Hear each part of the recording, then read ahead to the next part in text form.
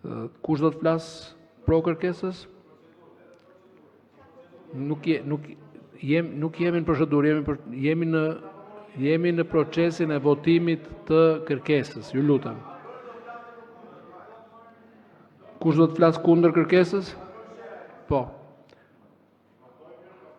Zoti Shea i kundër kërkesës? Edhe ndërkohë gjej rastin t'ju tërheq vërejtje për një gjest jashtëzakonisht në kundërshtim me rregullat, po mbas edhe me ligjet, sepse në Kuvendin e Shqipërisë është një institucion ku punon një administratë e nderuar, si në çdo institucion tjetër të shtetit, e cila nuk mund të vihet nën presionin e deputetëve jo, apo dhe të dhunës fizike. Ata kanë ardhur dhe punojnë këtu për të mirën e përbashkët, punojnë për shtetin shqiptar dhe nuk duhet të vendosen në situata të tilla absurde dhe të papranueshme. Dhe ju lutem, ne deputetët e Kuvendit të Shqipërisë duhet t'i japim shembullin të parët në Shqipëri se si respektohet ligji dhe jo t'i japim shembullin e kundërt se si shkelet ligji këtu në sallën ku bëhen ligjet e Shqipërisë. Fjala për ju. Kërkesa juaj, zoti kryetar, për të zhvilluar të seancë të mbyllur është skandaloze. Dhe me qëra fjala për sa i takon sjelljes time, zoti kryetar, këtu kam një kallëzim penal. Ky kallëzim është për të gjithë ata që javën e kaluar dhunuan një përfaqësues të opozitës i zgjedhur me votat e qytetarëve shqiptar. Ky është një skandal i vërtet për të cilin ju, kushdo që ka marrë pjesë, do mbaj përgjegjësi para drejtësisë. Ky është kallëzimi penal. Me qëra fjala. Tani, ju nuk e kuptoni që jeni bërë thjesht qesharak. Qesharak. Me këto marrëveshje tuaja e provuat njerë. E provuat mendoni se do i shpëtoni drejtësisë duke bërë marrëveshje me Shtetet e Bashkuara të Amerikës, duke i bërë qefin Shtetet e Bashkuara të Amerikës. E provuat me bordin e paqes. Menduat se shpëtuat. Dhe çfarë ndodhi? Ndodhi që jo vetëm që hetimet kundër Belinda Ballukut, e cila ju mban peng, jeni peng të Belinda Ballukut, vazhduan, por përveç akuzës për shpërdorim detyre, ju ngritë një akuzë tjetër, për korrupsion. Ju që vini këtu dhe shisni veten si pro-amerikan, po ju vetëm pro-amerikan nuk jeni. Ju nuk e kuptoni, ju jeni një tuf të korruptuarish, të rëndomt, që vidhni popullin më të varfër në Europë. Dhe na vini këtu, na shiteni... Falenderit, zoti Shea. Çfarë thash? Falenderit dhe vërejtje përsëri për përdorim të fjalorit jo parlamentar për fyerje të deputetëve të Kuvendit të Shqipërisë. Hedhim në votim kërkesën e 40 deputetëve për zhvillimin e mbyllur të diskutimeve të projekt ligjit gjatë seancës plenare datë 23/7/2026, ora 15:00. Votimi do të jetë i hapur me karton, pro, kundër, abstenim.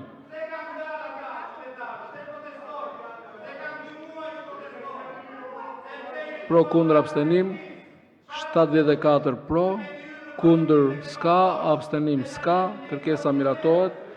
Në zbatim të këtij vendimi, u kërkoj personave të ftuar, përfaqësuesve të medias dhe personave nga publiku të largohen nga salla, ju lutem.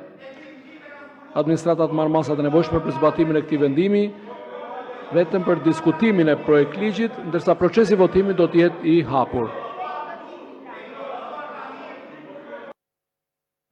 Fillojmë procesin e votimit. Hapim votimin për prezencën.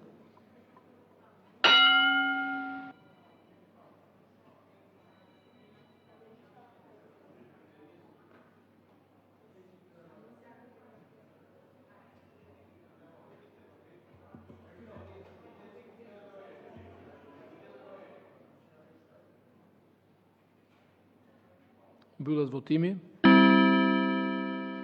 74 deputet prezent. Fillojmë me votimin e aktit.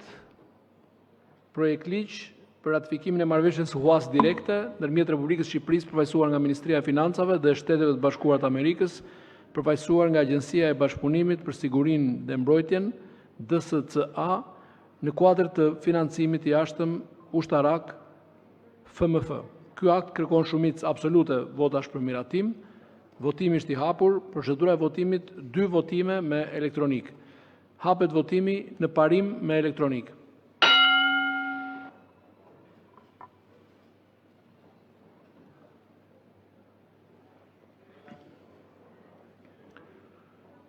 Mbyllet votimi. 74 vota pro, 0 kundër, 0 abstenim. Miratohet projekt ligji në parim. Kalojmë në votimin nen për nen me karton sipas variantit të propozuesit. Neni 1 pro, kundër, abstenim. Ngrini kartonin, ju lutem. Miratohet. Neni 2 me pëlqimin e Presidentit të Republikës së Shqipërisë, ky ligj hyn në fuqi menjëherë. Pro, kundër, abstenim.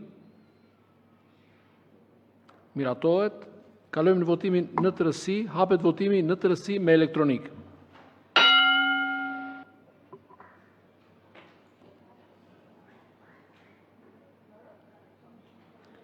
Mbyllet votimi. 74 vota pro, 0 abstenim, 0 kundër. Miratohet në tërësi projekt ligji. Seanca plenare këtu mbyllet. Ju falenderit gjithëve. Vendet. Mbas të nenit 30 rregullores, ju bëjt njohur rendin e ditës për seancën e sotme plenare. Pika e parë, miratimi i procedurbalit seancës plenare të datës 23/7/2026. Pika e dytë, njoftime. Pika e tretë, projekt vendimi për ndryshimin në vendimin nr. 87/2026 për caktimin e anëtarëve zëvendësues në përbërjen e komisioneve të preshme të Kuvendit i ndryshuar. Fillojmë me çështje sipas rendit ditës, miratimi i procedurbalit seancë plenare datës 23/7. Procedurbalin e keni marrë në rrugë elektronike. Nëse nuk ka vërejtje për procedurbalin, miratohet procedurali. Kalojmë te njoftimet. Ju njoftoj se në kuvend është depozituar një projekt ligj nga Këshilli i Ministrave. Titullin e projekt ligjit depozituar mund ta gjeni në sistem në sallë. Nga kryetari i grupit parlamentar të Partisë Socialiste është paraqitur kërkesa për tërheqjen e propozimit për ndryshimin e vendimit 87/2026 për caktimin e anëtarëve zëvendësues në përbërjen e komisioneve të preshme të Kuvendit. Ju informoj se siç ju kam njoftuar mbas nenit 89.3 rregullores, i kam kthyer përgjigje deputetit Agron Shehaj për 2 kërkesa për pyetje përgjigje me kryeministrin lidhur me ndërtimin e portit të ri tregtar në Porto Romano, si dhe lidhur me aeroportin ndërkombëtar të Vlorës. Për të dyja pyetjet janë kthyer përgjigje negative pasi çështjet e kërkuara janë trajtuar dhe zhvilluar në seancat e mëparshme plenare në bazë të nenit 89.3 e rregullores. Kryetari i Kuvendit ka drejtë të mos pranojë pyetje ose interpelanca që janë konsumuar më parë ose për të cilat është marrë vendim për të njëjtin motiv brenda të njëjtit sesion parlamentar. Në bazë të nenit 89.3 e rregullores, kur deputeti kërkues nuk është në një mendje me kryetarin, çështja i shtrohet Kuvendit, i cili pasi dëgjon mendimin e deputetit për jo më shumë se 10 minuta, vendos me votim të hapur dhe pa debat. Zoti Shehaj, fjala për ju. 10 minuta.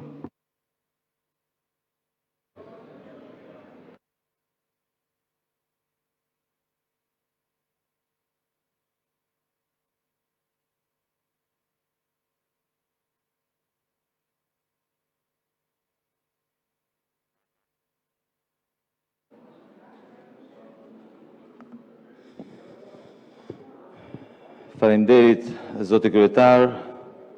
Në fakt duhet të falenderoj në atë të parë se më dha mundësinë që të jem në këtë sallë, zoti kryetar.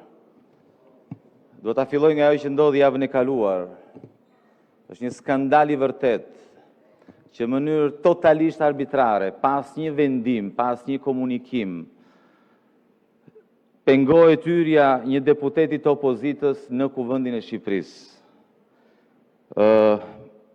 Unë e dija shumë mirë që nuk mund të hyja në këtë kuvend, në kuvendin e korrupsionit, në kuvendin e atyre që u kanë nxirr jetën qytetarëve shqiptar për plot 35 vjet, E dija që nuk isha për t'ja dalë, por të gjithë duhet të shikonin se çfarë bëni ju, se si trajtoni ju opozitarët, se si trajtoni ju deputetët e opozitës, se si bëni ju me rregulloren, me këtë institucion sikur ta kishit prom private.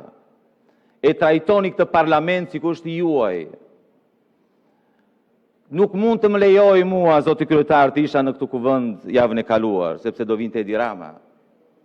Dhe Edi Rama nuk mund të katandisej si herën e fundit, si një njeri i lodhur, një kryeministër i nëndomt, për të cilin për në ka pothuajse 2 muaj që qytetarët shqiptar kanë dalë dhe kërkojnë dorëheqjen e tij. U vjetërsua brenda ditës në fakt.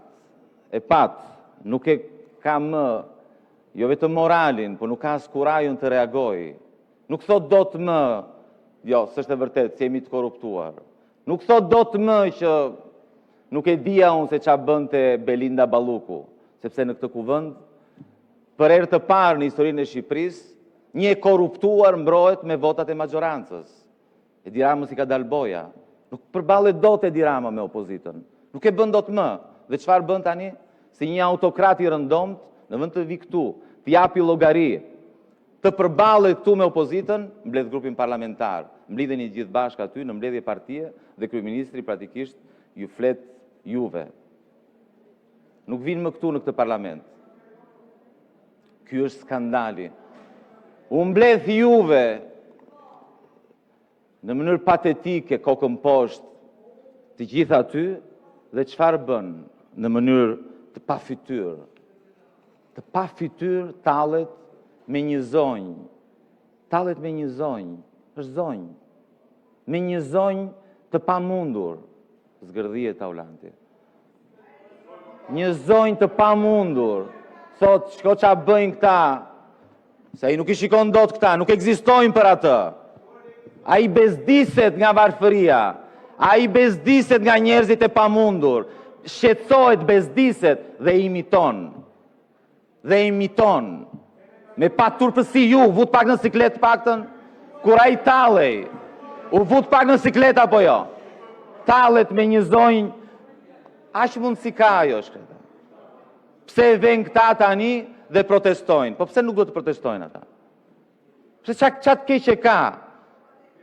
Qatë të keqe ka për njerëz që kanë qenë të braktisur për 35 vjet, që si ka para askush, nuk ja ka hedhur syt askush. Qatë keqe ka që të bëjnë pjesë e një proteste, të vënë aty, me ato mundësi që kanë? Çfarë të keqe ka? Pse?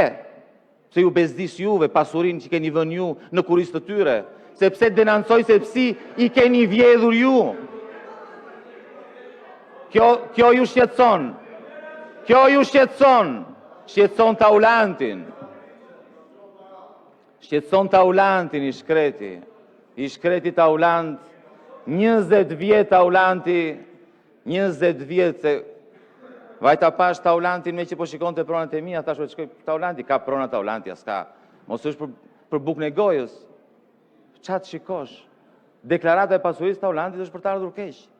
Është për të ardhur keq. Taulanti në 20 vjet në politikë nuk mendoi njëherë për veten e vet, gjithmonë për popullin, gjithmonë për njerëzit. Një apartament i shkreti ka. Një apartament e ka në kullën më të mirë Tiranës. Po çfarë deklaror aty, nuk e di sa metër katror është, po është për të ardhur keq, do me guzhin. Po si or Taulanti, si mendove pak veten tënde? Taulanti ka hyrë, sa kishte Taulanti në llogari bankare kur hyrën politik? $8.600. 8 pa makinë, pa shtëpi, $8.600. Taulanti sot, jo vetëm Taulanti, po kushdo që dërgon një SMS në emër Taulantit, i çojnë €100.000 si pa gjë të keqe. E kuptoni se si e ke përdosur Taulanti emrin tënd.